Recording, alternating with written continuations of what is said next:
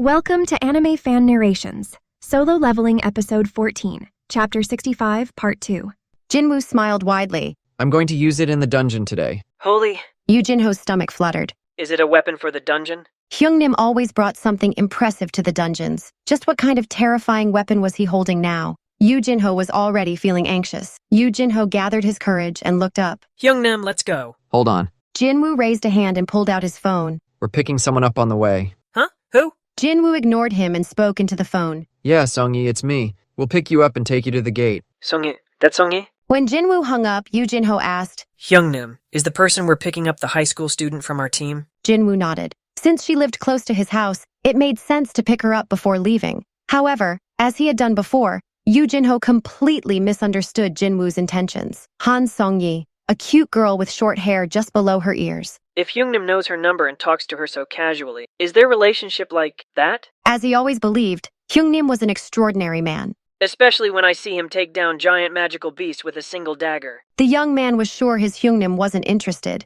but it made sense that the girl might be. Yoo Jinho nodded to himself. If that was the case, there was something he needed to clarify. Hyungnim, should I start calling Ms. Han Songyi Mrs. from now on? What the heck? That's what Jinwoo's eyes said. Even Yoo Jinho, who was bad at reading hints, could understand that much from Jinwoo's expression. Are you two not dating? She's just my little sister's friend. Oh.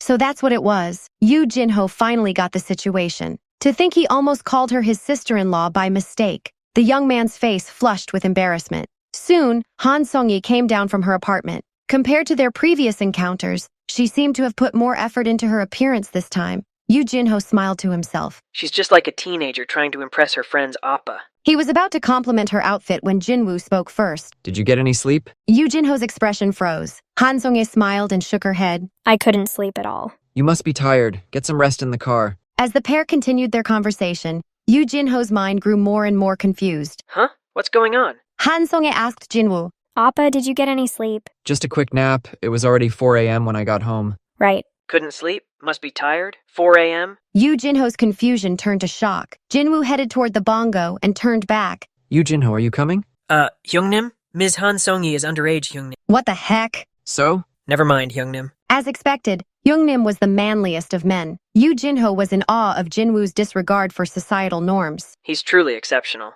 Yoo Jinho chastised himself for judging his Hyungnim by ordinary standards. At the same hour, Baekho Guild's meeting room. And that's everything I witnessed. Park Heejin finished her account of the Red Gate events. Before she started, Baek Yoonho had asked if she needed to rest, but she insisted on completing the debriefing. She mentioned that she was relatively comfortable in there.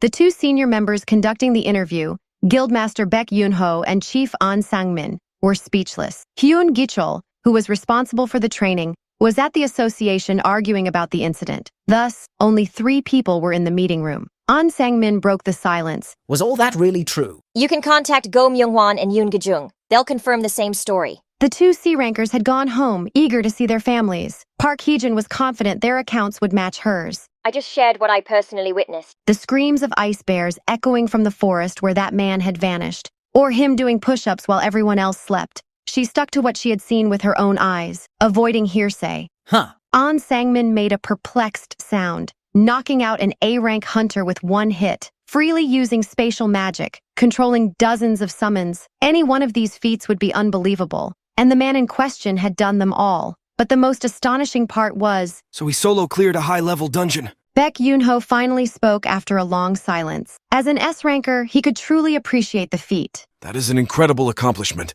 Though he used summons, those were part of Hunter Sung Jinwoo's skills, not comrades. It was akin to solo clearing the dungeon. No matter how high one's rank is, it's challenging for a hunter to solo clear a high-level dungeon. A red gate on top of that. Could he solo clear a B-rank red gate himself? It seemed possible for Hunter Sung Jinwoo, who commanded not 1 or 2, but dozens of summons. An Sang-min spoke with awe. With this, it's clear he's an awakened being with unique powers. Baek Yoonho nodded in agreement. Summoners among hunters are rare, and to think he can control multiple summons. As an S-rank hunter, Baek Yoonho had met and talked with many hunters. None had ever mentioned a hunter with this many summons. An awakened being with extraordinary powers beyond the usual. Baek Yoonho was impressed. An Sang-min pondered and then asked, If you had to estimate Sung Jinwoo's value, what would it be right now? Baek Yoonho hesitated to answer, but one thing was clear. Regardless of Sung Jinwoo's current value, it would skyrocket once he underwent a retest. They needed to act before that happened.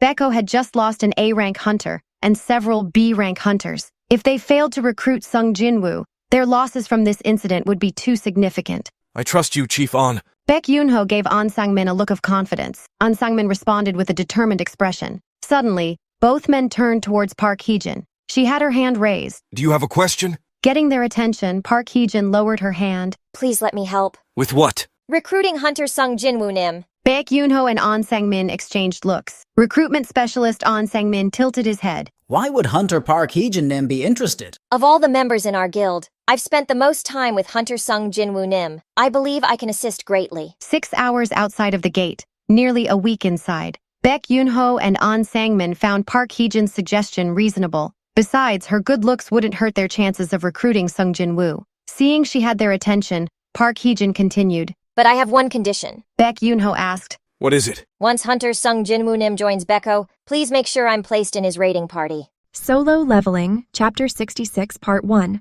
During the last raid, Park Hee-jin realized just how terrifying a high-level dungeon could be and how helpless she might become. In the end, I learned the lesson Sung Jinwoo Si was trying to teach Han Songyi. It was humiliating but true. To insist that something frightening wasn't scary was pure foolishness. What occurred in the Red Gate was undeniably a terrifying experience. However, she wasn't ready to forfeit the advantages of being a B-rank hunter. A high salary, various career options, and societal respect on top of that. Ignoring the inherent danger, being a hunter was the ideal profession. In fact, it was because of the high risks involved that the rewards were equally high. However, Park Hee-jin had found a way to mitigate that risk. It's to raid with raid leader Sung Jinwoo Nim.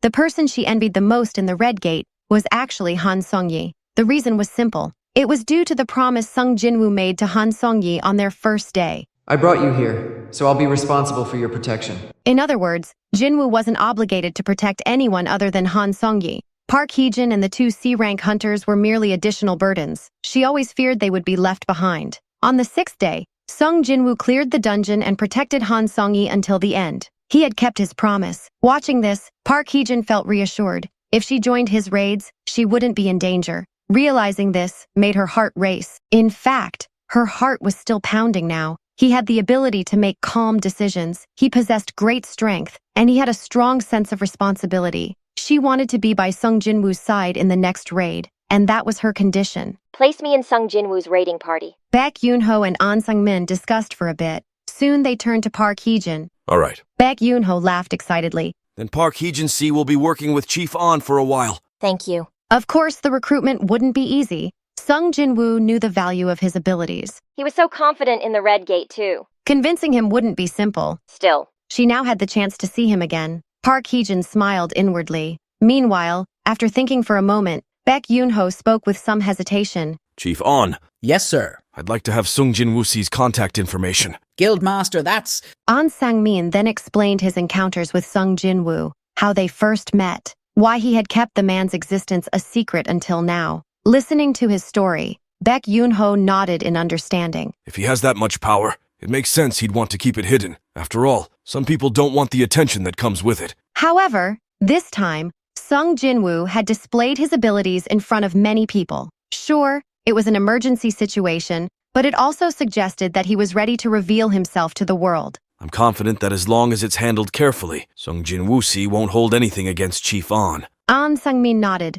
Of course, there was no risk of their discussion being leaked. Sung Jinwoo had his reasons for secrecy, but Baekho also had no intention of inviting unwanted competition by revealing the truth. I get that, but... An Sang-min was worried about something else. He feared that, unaware of Sung Jinwoo's stern nature, the guildmaster might mess things up with his impatient approach. He wanted to avoid that at all costs. I think the guildmaster contacting him directly might not be the best idea. Baek Junho understood An Sang-min's concern. Oh, I don't intend to reach out to him about recruitment. Oh, then why? It's as Sung Jinwoo Si mentioned last night. After hearing Park Hee-jin's account, Baek Junho realized that Sung Jinwoo was the savior of the Baekho Guild. The man had rescued 3 of their new recruits, prevented a dungeon break of a Red Gate in their area, and saved their reputation. Even if the association was at fault, losing all their new recruits in this incident would have severely damaged the guild's image. Just thinking about it made Baek Junho uneasy. To think I was so hostile to our savior. Baek Junho understood why Jinwoo had been in a bad mood.